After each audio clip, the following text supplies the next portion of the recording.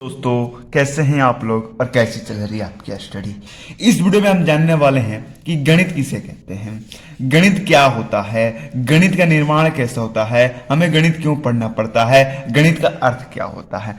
ये क्वेश्चन आपके दिमाग में, मन में, दिल में बहुत बार आते होंगे कि गणित क्या होता है, हमें गणित क्यों पढ़ना पड़ता है, आखिर ये गणित का निर्माण ही कैसे हुआ, ये गणित का अर्थ क्या होता है। ये आपके दिमाग में क्वेश्चन जरूर आता होगा। तो अगर ये सारे का आंसर आपको जानना है तो वीडियो को एंड तक बनना पड़ेगा। और वीडियो को स्टार्ट करने से पहले मैं आपको बोल दूं कि अगर आप न्यू हो तो चैनल को सब्सक्राइब करके हमसे जुड़ जाएं, क्योंकि ऐसी ऐसी वीडियो आपको डेली बाई डेली मिलती है। और वीडियो को लाइक करना ना भूले, क्योंकि अगर आप लाइक करते हो तो हमारा हौसला बढ़ जाता है। चलिए हम इस वीडियो को स्टार्ट करते हैं। वीडियो को स्टार्ट करने से पहले वीडियो को लाइक, चैनल को सब्सक्राइब जरूर करें। और आपका भाई का नाम जान लीजिए, मेरा नाम है देवा कुमार। चलिए वीडियो करते हैं स्टार्ट।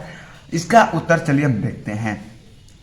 पहले हम जानते हैं कि ये गणित क्या होता है। ठीक है, ये गणित क्या होता है। गणित का मूल आधार संख्या है। आप सोच रहे हो कि मूल आधार क्या है। ये मूल आधार, मैं आपसे पूछूं कि आपका मूल आधार क्या है तो आप कहोगे कि भोजन। आप भोजन की वजह से ही जिंदा हो। अगर भोजन ना रहे तो आप जीवित नहीं रह पाओगे। तो आपका मूल आधार क्या हुआ, भोजन हुआ। उसी प्रकार गणित का मूल आधार संख्या है। यदि अगर संख्या ना रहे ना तो गणित नहीं रहेगा, यानी कि गणित का मूल आधार संख्या है। देखो, भोजन, आपका मूल आधार भोजन है, लेकिन भोजन का मूल आधार क्या है, पौधे हैं, पेड़ है, जल है। देखिए, हर किसी का मूल आधार होता है। उसी प्रकार संख्या का मूल आधार क्या है, अंक है। आप बोलोगे कि अंक क्या होता है। अंक मैं आपको बताऊंगा, ऐसे तो आपको अंक मालूम होगा। देखो, अंक से ही संख्या बनता है और संख्या से ही गणित बनता है। तो आप बोलोगे कि सर अंक क्या चीज से बनता है, तो अंक बनता नहीं है, अंक का निर्माण होता है। चलिए हम अंक के बारे में पढ़ लेते हैं, आपको अंक क्लियर कर देते हैं। आप देख रहे होंगे कि अंक गणितीय का एक इकाई है। अंक जो है वो गणितीय का एक इकाई है। इकाई का अर्थ होता है एकांक। जैसे आप अकेले खड़े हो, मैं आपको बोल दूं कि आप एकांक में खड़े हो, यानी कि आप अकेले खड़े हो। इसी इकाई को हम क्या बोलते हैं, एकांक। तो जो संख्या एकांक हो, अकेले हो, उसे हम क्या बोलते हैं, अंक बोलते हैं। जैसे 0, 1, 2, 3, 4, 5, 6, 7, 8, 9। ठीक है, अंकों की कुल संख्या 10 होती है। ये आपको याद रखना है। अंकों जितने होते हैं 10 ही मात्र उसकी संख्या होती है। चलिए अब देखते हैं हम संख्या किसे कहते हैं। ठीक है, देखिए मैं अभी आपको मूल आधार के बारे में समझा रहा हूं, आपको अंक संख्या के बारे में बता रहा हूं। इससे हम मैथ बनाने वाले हैं। देखो, अब मैंने अंक बता दिया कि संख्या का मूल आधार क्या होता है, अंक होता है। उसी बार संख्या किसे कहते हैं, अंकों के समूह को संख्या कहते हैं। अगर हम अंक लिख दें एक जगह 3, 4 समूह, यानी क्या, यानी कि बहुत सारे समूह में, जैसे कि मान लो आप अकेले, तो मैं कहूंगा आप एक हो, लेकिन आपके साथ और 4-5 लड़के आ जाएंगे तो मैं क्या कहूंगा, वो लड़का एक समूह में है। ठीक है, इसी प्रकार संख्या हम बनाने के लिए अंकों का समूह लेते हैं। जैसे कि अब दो क्या है, हमारा एक अंक है। 2 को भी लिख दिया, 0 को भी लिख दिया और 3 को भी लिख दिया। तो ये तीनों मिलकर क्या बन जाएंगे, एक संख्या बन जाएगा। इसको क्या बोलते हैं, 203। ठीक है, एक संख्या बन गया, एक संख्या का निर्माण हो गया। अंक से ही संख्या का निर्माण होता है, ये बात आपको याद रखना है। ठीक है, और यहाँ पर जैसे मान लो मैंने 4 लिख लिया, फिर 0 लिख लिया, तो इसका निर्माण क्या हो गया, 40 का निर्माण हो गया, यानी कि मैंने अंक से संख्या का निर्माण कर दिया। ठीक है, अब संख्या के गुण भी तो होते हैं यार। अच्छा, मैं आपसे पूछिए आपके गुण क्या है, तो आप कहोगे कि मैं पढ़ता हूँ, मैं पढ़ने में बहुत अच्छा हूँ, मुझे पढ़ने में अच्छा लगता है, ये आपके गुण हैं। इसी प्रकार संख्या के भी कुछ गुण होते हैं। चलिए हम संख्या के गुण को देख लेते हैं। संख्या के गुण देखने के लिए हमें यहाँ पर 3 टॉपिक मैंने लिख रखा है, जो कि काफी इंपॉर्टेंट है। ठीक है, देखिए, जो संख्या का अंत नहीं है, पहला आप देख सकते हो संख्या का अंत नहीं है। क्या आप बता सकते हो संख्या का अंत? नहीं, संख्या का कोई अंत है ही नहीं। संख्या का कभी अंत हो नहीं सकता है। उसी प्रकार 2 नंबर है, संख्या इकाई, दहाई इत्यादि पर स्थित होता है। जैसे मान लो मैंने ले लिया 5664 मैंने ले लिया।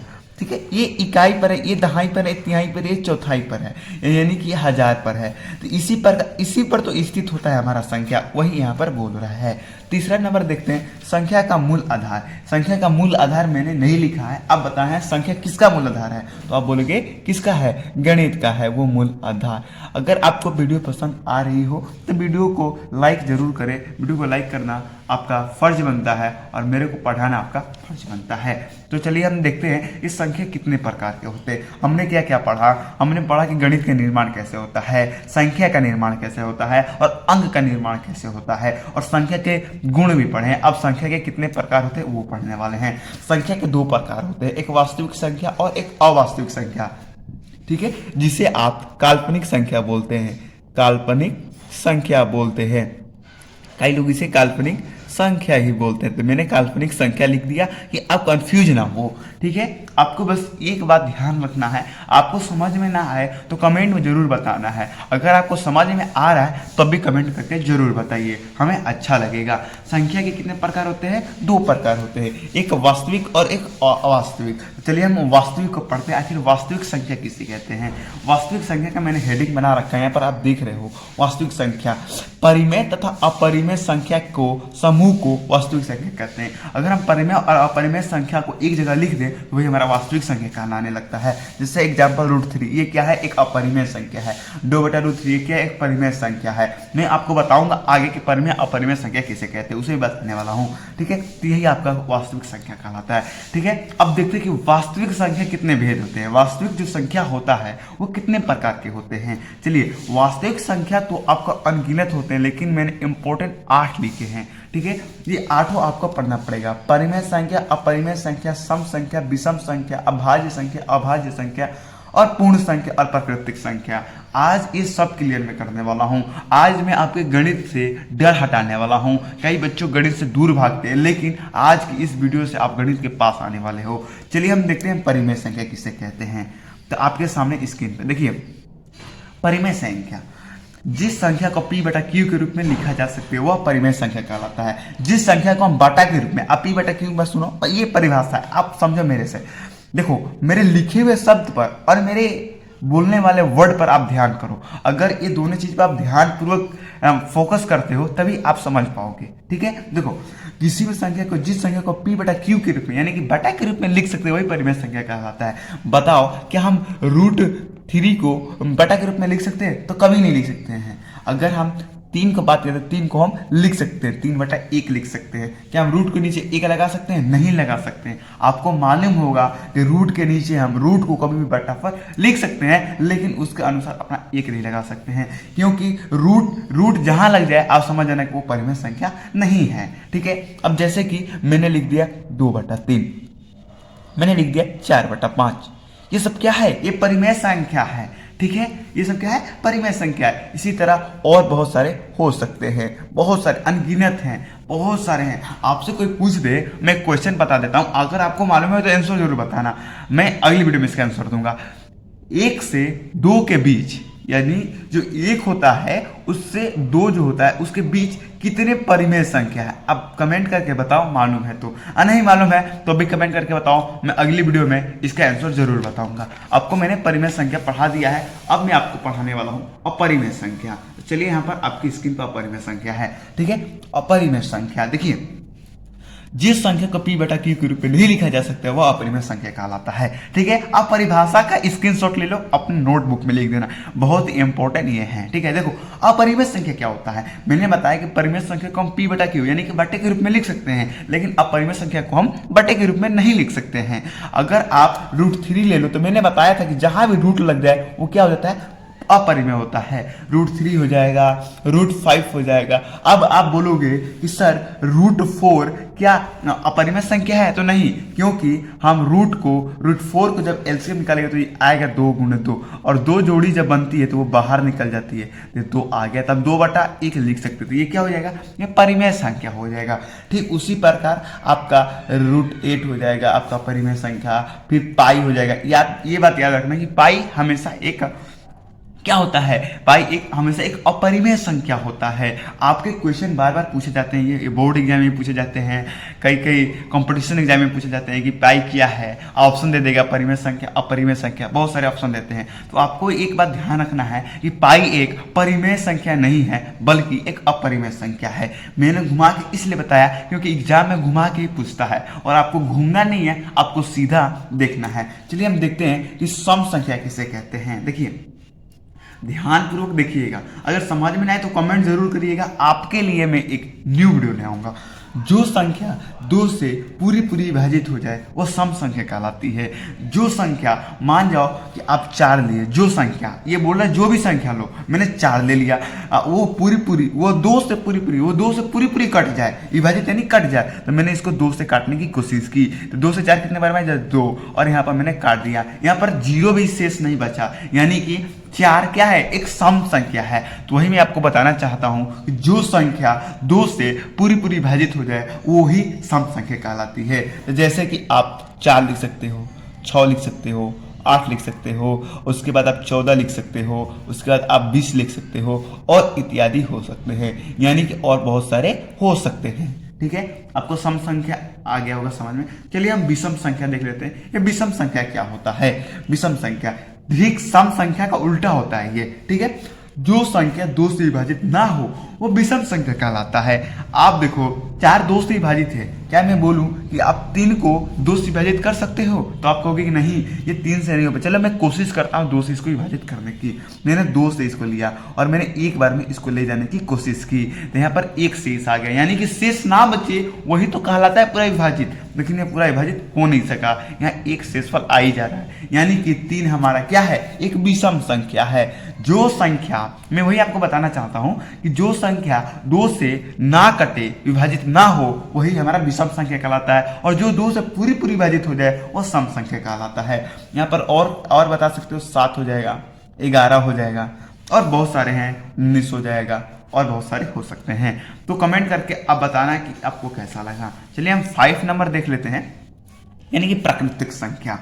प्राकृतीय संख्या भी कई लोग बोलते हैं और प्राकृत संख्या भी कई लोग बोलते हैं। तो मैंने प्राकृत संख्या लिखा है, आप समझ लेना। आप प्राकृतीय संख्या भी लिख सकते हो, उसमें कोई डाउट नहीं है। ठीक है, प्राकृतिक संख्या देख लेते हैं किसे कहते हैं। वो संख्या 1 से अनंत संख्या को प्राकृतिक संख्या कहते हैं। ठीक है, एक जो होता है, एक से अनंत, जो अनंत होता है, अंत होता है जो संख्या का, वही तो प्राकृतिक संख्या है। कुछ नहीं, आपसे मैं पूछूं कि 3 क्या एक प्राकृतिक संख्या है, तो बोलोगे हाँ। क्यों? क्योंकि 1 से, यानी कि 1 से अनंत तक के सभी संख्याओं क्या बोलते हैं हम, प्राकृतिक संख्या बोलते हैं। इसलिए आप कह सकते हो कि 1 से अनंत तक के सभी संख्या क्या है, प्राकृतिक संख्या है। चलिए हम पूर्ण संख्या देख लेते हैं।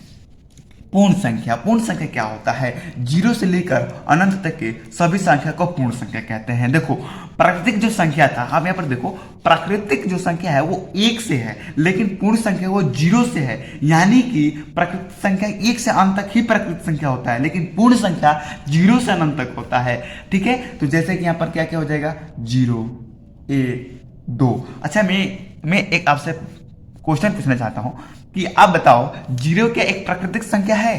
तो आप कहोगे कि नहीं। क्यों? क्योंकि 1 से प्राकृतिक संख्या स्टार्ट होती है, 0 से नहीं। मैं पूछूं क्या 2 पूर्ण संख्या है, तो आप बोलोगे हाँ। क्यों? क्योंकि 0 से तो अनंत तक ही पूर्ण संख्या है और प्राकृतिक संख्या 1 से अनंत तक की है।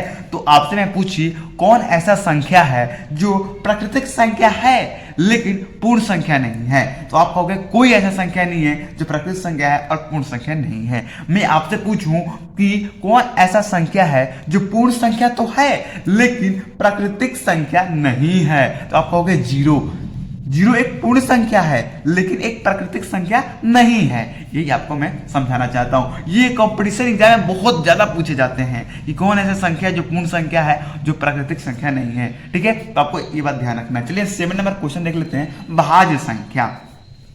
ये भाज्य संख्या क्या होता है, जो संख्या स्वयं तथा एक के अतिरिक्त और संख्या से कट जाए वो भाज्य संख्या कहलाता है। देखो जो संख्या है, मान जाओ मैंने 4 ले लिया, तो ये 1 से कट जाएगा, और मैं इसे 2 से भी काट सकता हूं, कट जाएगा, और इसे मैं 4 से भी काट सकता हूं, कट जाएगा, एक बार में जाएगा।